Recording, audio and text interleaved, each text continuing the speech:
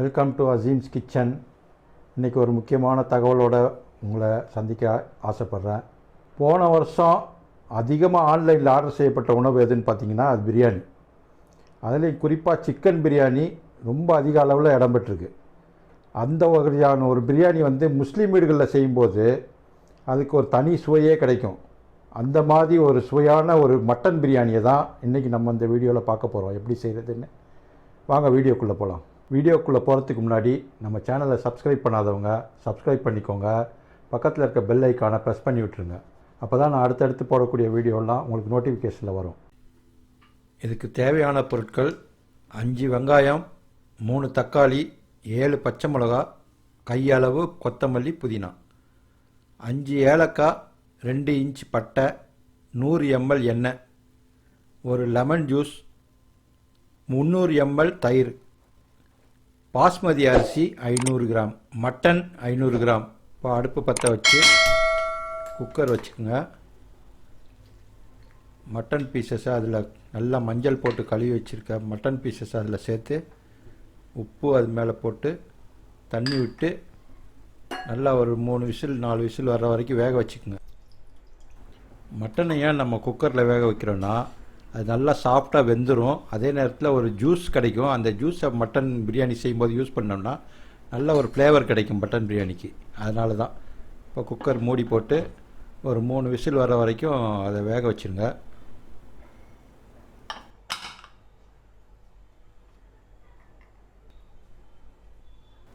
இப்போ இந்த குக்கரை சின்ன அடுப்புக்கு மாற்றிட்டு இந்த அடுப்பில் நம்ம மசாலா ரெடி பண்ணிடலாம்.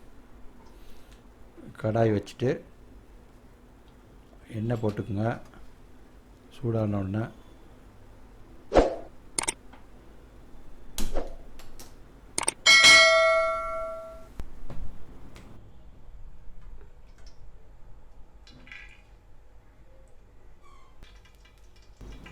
இப்போது எண்ணெய் சூடாயிடுச்சு. பட்டை ஏலக்காய் போட்டுக்கலாம். பட்டை ஏலக்காய் பொடித்த உடனே இந்த வெங்காயத்தை அதை போட்டு நல்லா கோல்டன் ப்ரௌன் வர்ற அளவுக்கு வேக வைக்கணும். ஆனியன் எவ்வளோக்கு எவ்வளோ நல்லா வேகுதோ அந்த அளவுக்கு பிரியாணி டேஸ்ட் கிடைக்கும். அதனால் கோல்டன் ப்ரௌன் வர்ற வரைக்கும் அதுக்காக கருவை விட்டுறாதீங்க, கிண்டிகிட்டே இருக்கணும். எல்லா வெங்காயமும் வேகணும். அப்படியே விட்டு விட்டு வேக விட்டிங்கனாக்கா ஒரு சைடு மட்டும் ஓரத்தில் மட்டும் தீஞ்சிரும். அதனால் கொஞ்சம் எல்லாமே கலக்கமாக வேக விடுங்க. பாருங்கள், கோல்டன் ப்ரௌன் வந்துடுச்சு. இந்த ஸ்டேஜில் நம்ம இஞ்சி பூண்டு பேஸ்ட் ஆட் பண்ணணும். பக்கத்தில் மட்டன் விசில் வர ஆரம்பிச்சிச்சு. ஒரு 3 விசில் வந்தோடனே அதை ஆஃப் பண்ணிவிட்டோம்.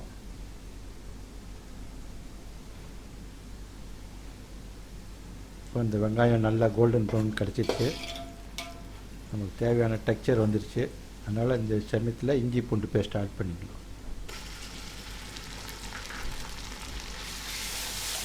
இந்த இஞ்சி பூண்டு பேஸ்ட்டு பச்சை வாசனை போகிற வரைக்கும் முதல்ல நல்லா எண்ணெயில் வறுத்துடணும். அதுக்கு முன்னாடி எதையாவது போட்டிங்கனாக்கா அந்த பச்சை வாசனை அப்படியே நின்றுடும். அதனால் அந்த பச்சை வாசனை போகிற வரைக்கும் நின்று நல்லா ஃப்ரை ஆயிடும் எண்ணெயில்.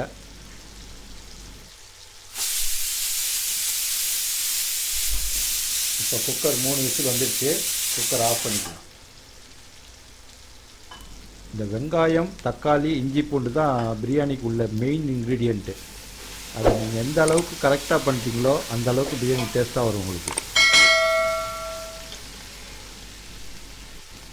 இஞ்சி பூண்டு பேஸ்ட்டு நல்லா வெந்துருச்சு.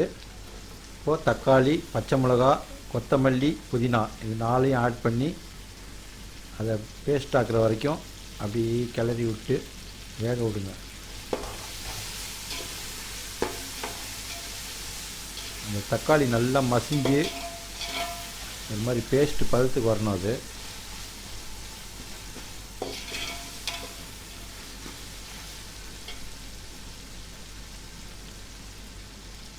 நல்லா வந்தோடனே தயிர் 300 ml தயிர் எடுத்து வச்சுருக்க தயிர் ஆட் பண்ணிக்கோங்க.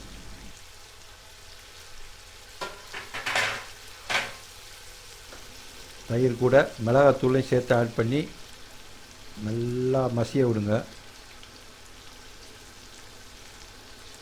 இஞ்சி பூண்டு போட்டிருக்கனால கீழே கொஞ்சம் அடி பிடிக்கிறதுக்கான வாய்ப்புகள் இருக்குது. அதனால் கைவிடாமல் கிளறிட்டே இருங்க.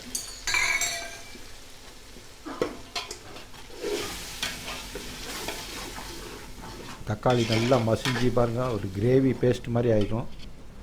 இந்த நேரத்தில் உப்பு ஆட் பண்ணிவிட்டு நல்லா கிண்டிகிட்டே இருங்க. கொஞ்சம் கை விட்டிங்கனாக்கா கீழே பிடிச்சிரும். அதனால் அந்த பாருங்கள் தக்காளியெல்லாம் மசிஞ்சு காணா போயிடுச்சு. இப்போ லேசாக எண்ணெய் வெளியே வருது. இந்த ஸ்டேஜில் லெமன் ஜூஸ் ஆட் பண்ணி அதை நல்லா மிக்ஸ் பண்ணி விட்டுருங்க.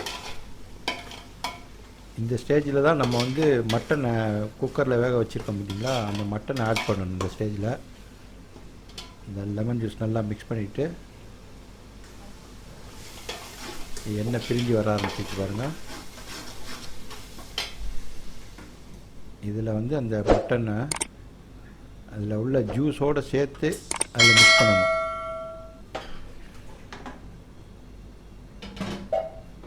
பாருங்கள், ஜூஸு அந்த மட்டனை ரெண்டையும் அப்படியே விட்டுருங்க. உள்ள மசாலாவோட மட்டனை கொஞ்சம் நேரம் வேக விடுங்க. ஏன்னா அந்த மசாலாவோட டேஸ்ட்டு மட்டனில் இறங்கணும். அந்த சூப்பும் இந்த மசாலாவோட மிக்ஸ் ஆகணும். ஒரு 5 மினிட்ஸ் வெந்ததுக்கப்புறம் மட்டன் வெந்துருச்சான்னு கொஞ்சம் செக் பண்ணிக்கோங்க. மட்டன் வெந்திருக்கான்னு செக் பண்ணிக்கோங்க. 3/4 பாகம் வெந்திருக்கு. இதோ கரெக்டான பக்குவம் அரிசி போடுறதுக்கு. தண்ணி ஊற்றி கொதிக்க வச்சுட்டு அரிசி போடுறதுக்கு.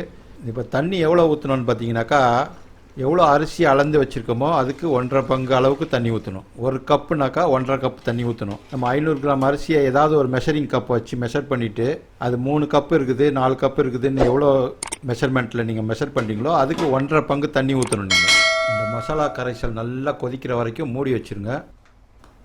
இப்போ நல்லா கொதிக்குது. ஓப்பன் பண்ணி பார்த்துட்டு 2 விஷயம் இந்த இடத்துல செக் பண்ணணும். நம்ம ஒன்று, உப்பு இருக்குதான்னு பார்க்கணும். 2வது, மட்டன் வெந்துருச்சான்னு பார்க்கணும். உப்பு வந்து நம்ம அரிசியும் இதிலே போட்டு வேக வைக்க போகிறனால அதுக்கு உப்பு கொஞ்சம் தூக்கலாக இருக்குதான்னு பார்த்துக்குங்க. ஏன்னா கறிக்கு மட்டும் கரெக்டாக இருக்குதுன்னு பார்த்தீங்கன்னாக்கா உப்பு இல்லாமல் போயிடும் சோத்தில். அதனால் அரிசி இதில் போடுறதுனால உப்பு கொஞ்சம் தூக்கலாக இருக்கான்னு பார்த்துக்குங்க. கறி பீஸ் எடுத்து செக் பண்ணும்போது அது விரல் வச்சு நசுக்கும்போது எந்த எஃபர்ட் இல்லாமல் 2ஆக பிரியுது. அந்த மாதிரி 2ஆக பிரிஞ்சுதுனாக்கா கரெக்டாக வெந்திருக்குன்னு அர்த்தம். நம்ம அரிசி அது மேலே போட்டுடலாம்.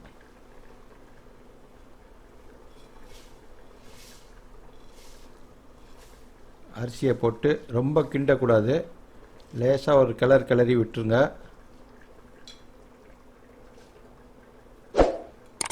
ஏன் 3/4 பாகம் வெந்த உடனே இது பண்ணுறோம் அப்படின்னாக்கா, அப்போ தான் அரிசியோடு வேகும்போது அந்த 1/4 பாகம் சேர்ந்து வந்து கறி வந்து பிரியாமல் அப்படியே முழுசாக இருக்கும். நமக்கு முழுசாக வேக வச்சுட்டு இது போட்டிங்கனாக்கா இப்போ வேகிறதுல கறி தனித்தனியாக பிரிஞ்சு போகிறதுக்கான வாய்ப்புகள் இருக்குது. அந்த மீதி இருக்க 1/4 பாகம் அரிசி போட்டதுக்கப்புறம் அரிசியோடு சேர்ந்து கரெக்டாக வேகும்போது 2ம் சேர்ந்து கரெக்டாக குக் ஆயிரும். இப்போ ஓப்பன் பண்ணி பார்த்தா நல்லா கொதிக்குது.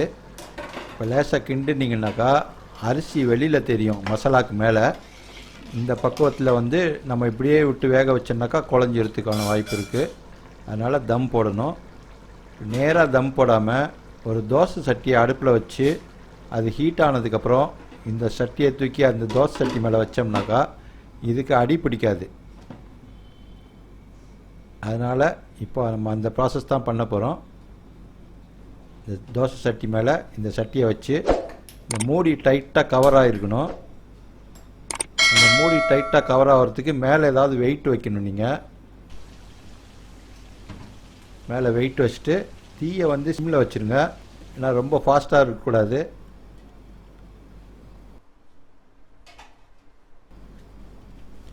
இப்போது ஒரு 15 நிமிஷம் ஆயிடுச்சு. இப்போ ஓப்பன் பண்ணி பார்த்தோன்னா தண்ணி பூரா வற்றி பாருங்கள் குச்சியாக நிற்கிது பார்த்தீங்களா. இந்த பொசிஷனில் தான் நல்லா பிரியாணி ஃபுல் குக் ஆயிடுச்சின்னு அர்த்தம். இப்போ எடுத்து பார்த்திங்கன்னா நல்லா உதிரியாக வரும். உங்களுக்கு ஒன்றோட ஒன்று ஒட்டாமல் தனித்தனியாக இருக்கும். எப்படி இருக்குது பாருங்கள். இதுதான் பிரியாணியோடைய கரெக்டான டெக்ஸ்சரு. இந்த ஸ்டேஜில் நம்ம இறக்கி சர்விங் பவுலுக்கு மாற்றிட வேண்டியது தான்.